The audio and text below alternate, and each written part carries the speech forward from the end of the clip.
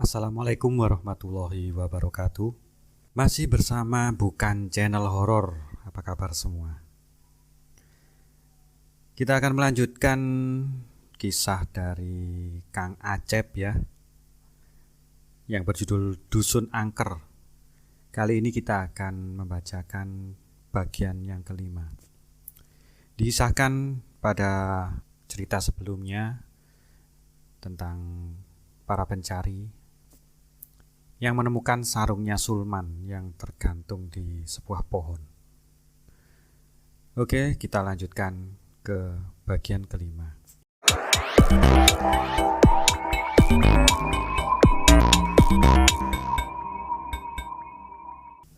Ia kemudian melanjutkan membaca tulisan tersebut. Kemungkinan bagi saya untuk pulang sangatlah kecil.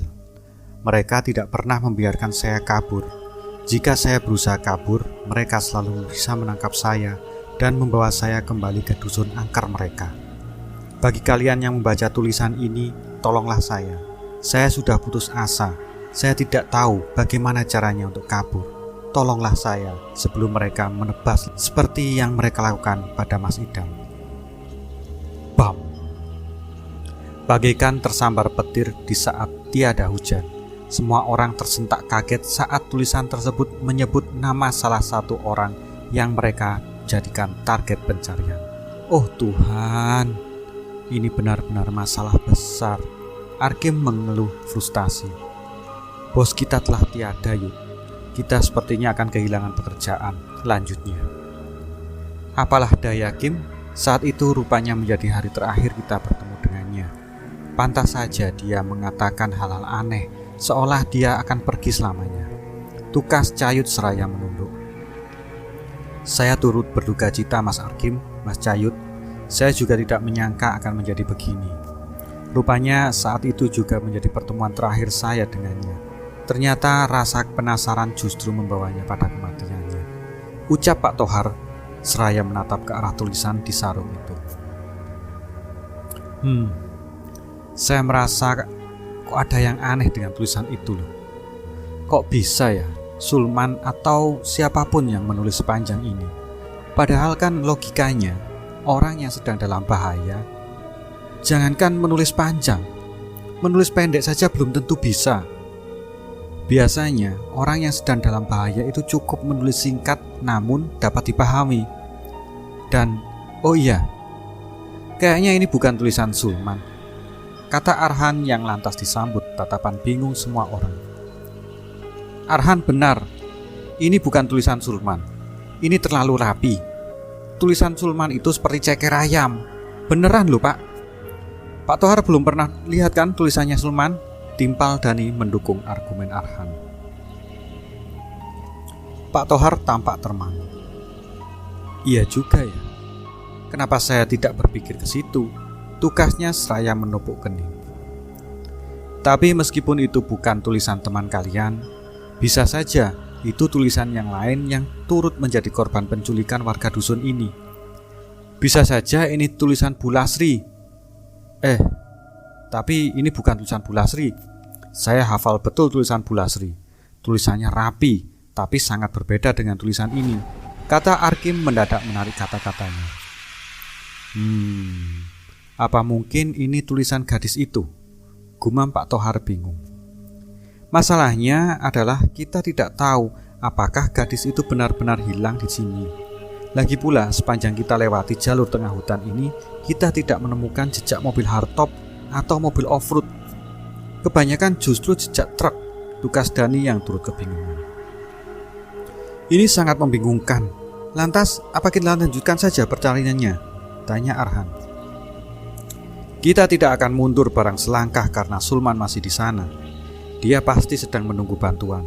Tukas Pak Tohar seraya mengambil sarung tersebut, kemudian menyimpannya di tas gendongnya. Semoga saja ini hanya pesan palsu. Kita hanya perlu mencari, ucap Arkim yang kemudian memperbaiki letak golok yang diselipkan di pinggangnya. Aku khawatir jika orang-orang tersebut akan menyerang kita hanya karena melihat di antara kita ada yang membawa senjata, kata Pak Tohar saat melihat golok tersebut. Saya akan menyembunyikannya kalau begitu, tukas Arkim seraya menutupi golok tersebut dengan jaket yang dikenakannya. Baiklah, ayo kita lanjutkan pencarian ini. Tugas Pak Tohar seraya beranjak diikuti yang lain. Cahaya lampu senter berseliweran di area itu saat Pak Tohar dan yang lain tengah menelusuri tempat itu. Sesekali sorot lampu senter menyorot pada sosok mistis yang dengan cepat menghilang. Masih nenek itu? Apa dia akan terus mengikuti kita kemanapun? Ujar Arhan saat mengenali sosok itu. Saat Pak Tohar sedang memperhatikan area di depannya, mendadak kaki kirinya terantuk sesuatu yang keras seperti batu. Sesuatu yang keras itu berada di area seperti suatu bekas galian dangkal dengan tumpukan tanah bekas galian. Saat ia menyoroti benda yang membuat kakinya terantuk tersebut, ia terkejut bukan main. Sebab ternyata benda yang membuat kakinya terantuk adalah seonggok tulang belulang yang masih mengenakan pakaian lengkap. Tulang belulang tersebut sebagiannya masih berupa daging yang telah membusuk. Mayat! Beki Arhan saat melihat tulang belulang tersebut. Kok tidak bau ya? Padahal ini dalam kondisi membusuk, kata Dani yang juga melihat ke arah onggokan tulang belulang itu. Arkim terlihat mendekati mayat yang hampir tinggal tulang belulang itu. Ia kemudian memperhatikannya dengan seksama. Ada 2 mata anak panah yang menyembuh di dadanya. Dia pasti mati karena dibunuh menggunakan panah oleh seorang atau 2 orang yang ahli menggunakan panah.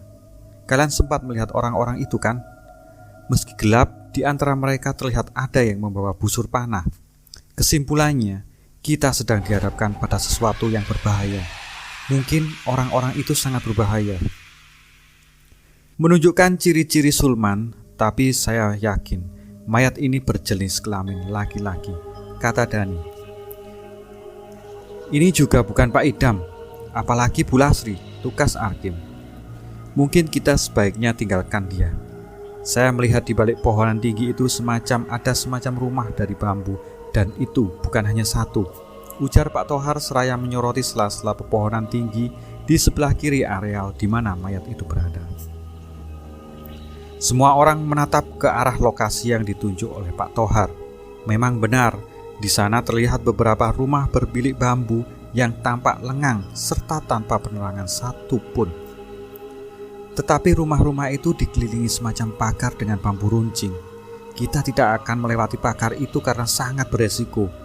Kita juga tidak akan merusak pagar yang sudah payah dibangun orang lain, ujar Pak Tohar seraya menyoroti pagar dengan bambu runcing yang berderet di sepanjang pagar tersebut. Lalu kita akan mencari pintu gerbangnya begitu? Tanya Arhan penasaran. Kita harus melakukan itu jika tidak ingin dianggap sebagai penyusup. Tugas Pak Tohar seraya berlalu menuju ke kiri dari area di mana mayat itu ditemukan. Semuanya pun mengikuti Pak Tohar seraya celingukan saat mendengar suara gemerisik dari arah kanan. Suara tersebut persis sama dengan suara saat mereka sedang membau menyingkirkan potongan-potongan kayu gelondongan yang menutupi jalan. Suara gemerisik itu lagi, ujar Cayut sambil menoleh ke belakang. Mereka tampaknya membutuhkan kita, ucap Arkim saat berjalan agak mendahului Pak Tohar. Tidak sadar ia melewati sebuah arca yang dikiranya adalah tunggul pohon. Arca tersebut rupanya memiliki tali yang terbentang hingga ke arca lain yang jaraknya sekitar 4 meter. Arkim rupanya malah melewati tali tersebut dan tersandung karenanya. Mendadak dari balik kegelapan muncullah puluhan sosok manusia yang membawa berbagai jenis senjata. Mereka semua mengepung Arkim dan yang lainnya. Sosok tinggi besar berwarna hitam itu menyeruak dalam kegelapan. Ia menerjang ke arah Pak Tohar seraya mengayunkan sebilah kapak besar ke leher pria yang kini sudah tidak dapat melarikan diri ini. Deres! Wah!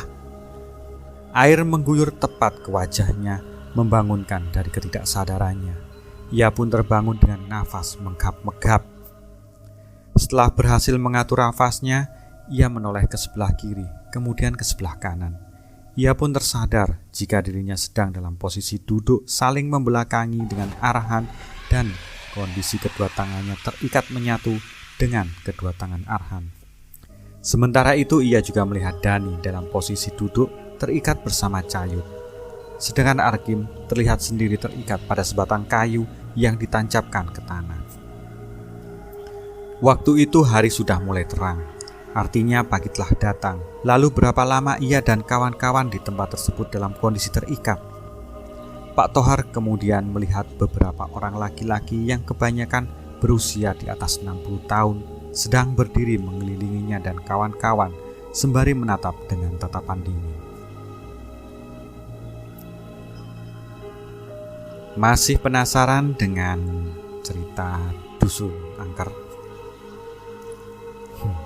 Semoga masih penasaran ya, jadi bisa mengikuti terus. Kita lanjutkan di video berikutnya, di video yang ke-6 tentang Dusun Angker yang dikisahkan oleh Kang Acep dari akun Twitternya. Terima kasih, ini tadi episode yang ke-5. Semoga menghibur dan menjadi teman Anda. Wassalamualaikum warahmatullahi wabarakatuh.